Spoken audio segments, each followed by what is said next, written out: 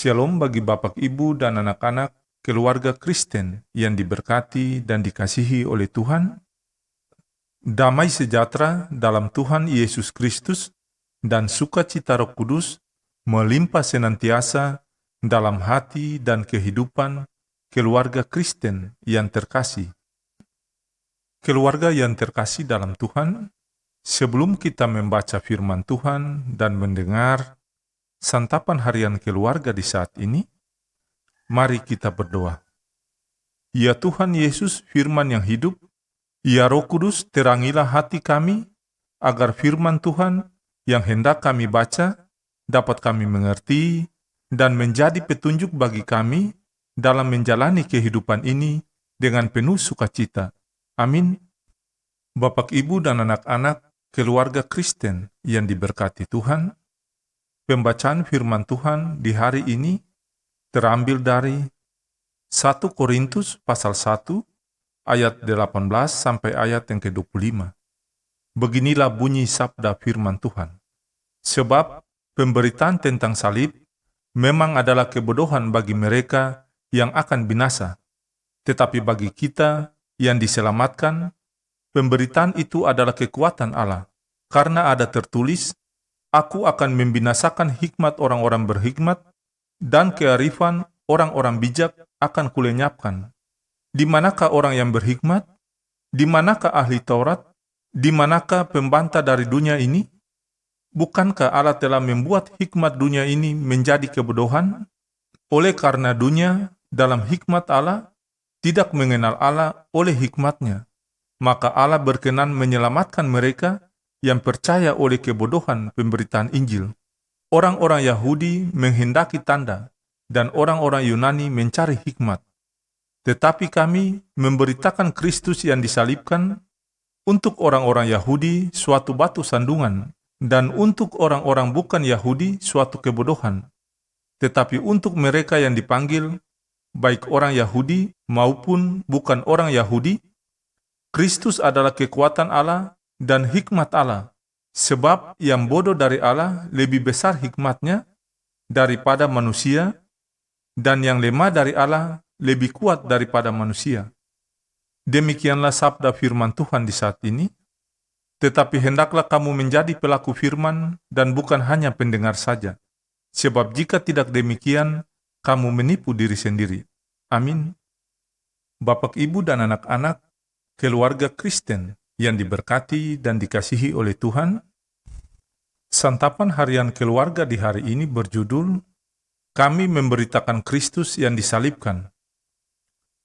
Keluargaku yang terkasih dalam Tuhan, dalam surat Rasul Paulus kepada jemaat di Korintus, pertama Korintus pasal 1 ayat 18-25, ia menjelaskan tentang hikmat Allah dan hikmat manusia.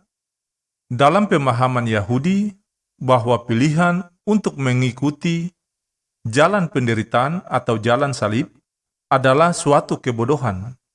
Rasul Paulus ingin menjelaskan bahwa justru orang yang tidak mau mengambil jalan pengorbanan, jalan penderitaan, jalan salib dalam tugas dan pekerjaannya adalah orang yang hanya mengandalkan hikmat kemanusiaannya, yang tidak mau memberi diri untuk dipimpin oleh hikmat Allah dan tidak merelakan dirinya untuk melakukan kehendak Allah. Bapak, Ibu, dan anak-anak keluarga Kristen yang diberkati, oleh karena itu, maka ajakan Rasul Paulus untuk memberitakan Kristus yang disalibkan adalah ajakan untuk memberi diri melakukan semua kehendaknya. Semua orang yang percaya kepada Tuhan Yesus Kristus dipanggil dan diberi tanggung jawab untuk memberitakan kasih dan kemurahan Tuhan Yesus bagi dunia ini.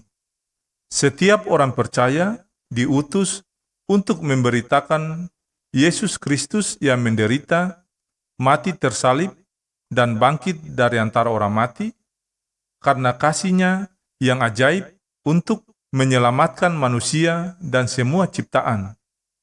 Tugas pemberitaan itu dilaksanakan oleh orang-orang percaya melalui hidup dan karya yang menghadirkan kasih dan kemurahan Tuhan Yesus dalam kehidupan manusia dan semua ciptaan. Tugas pemberitaan ini sering menghadapkan orang-orang percaya dengan berbagai tantangan iman. Hal ini disebabkan karena tidak semua orang mau menerima pemberitaan orang-orang percaya kepada Yesus tentang salib. Salib adalah lambang penderitaan Yesus yang membebaskan dan menyelamatkan manusia dan dunia ini dari hukuman Allah karena dosa manusia. Karena itu, Bapak, Ibu, dan anak-anak yang diberkati Tuhan, firman Tuhan mengingatkan orang-orang percaya untuk terus memberitakan siapa Yesus yang tersalib melalui hidup dan karya mereka, sekalipun di tengah tantangan dan penolakan. Ya Tuhan Yesus, kuatkan kami untuk terus memberitakan Yesus yang tersalib. Anugerah Allah yang melimpah dalam kasih Tuhan Yesus, yang berkarya dalam kuasa Roh Kudus, membarui dan menguatkan kita hari ini sampai selama-lamanya. Amin.